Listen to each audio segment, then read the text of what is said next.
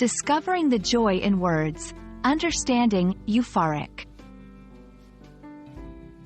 Hello, everyone. Welcome to our journey through the fascinating world of English vocabulary. Today, we're diving into a word that sparkles with positivity and joy, euphoric. By the end of this video, you'll not only understand what it means but also how to use it effectively in your conversations and writing. So, let's embark on this enlightening adventure together. Euphoric is an adjective that describes a state of intense happiness and excitement. When someone is euphoric, they feel a sense of overwhelming joy, often to the point where they are almost overwhelmed by positive emotions. It's not just being happy, it's an amplified version of happiness. Imagine feeling so delighted that it seems like your heart might burst with joy. That's being euphoric. To better understand euphoric, let's look at its roots.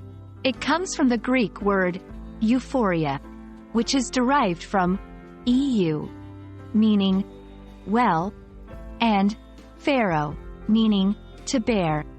Originally, it meant to bear or endure in a good or positive manner. Over time, its meaning evolved to refer to an intense state of happiness or well-being. This transformation in meaning reflects how language evolves and adapts over time. Let's see euphoric in action. Here are some examples.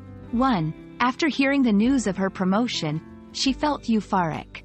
2. The crowd was euphoric when their favorite team won the championship.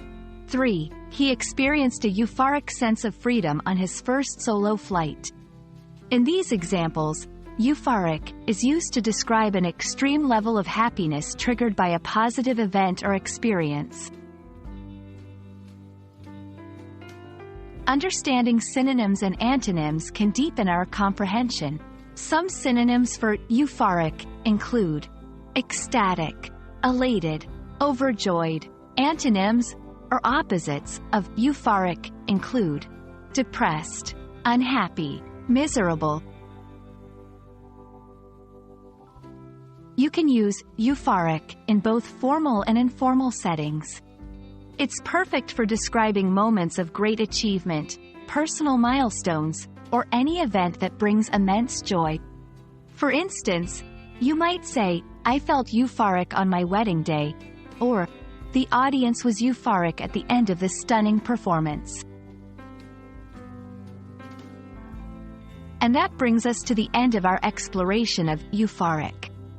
Remember, language is not just about words. It's about capturing and expressing our deepest emotions and experiences. I hope you're feeling a bit euphoric after learning about this delightful word. Thanks for watching, and stay tuned for more engaging language insights. Keep learning, keep smiling, and see you in the next video.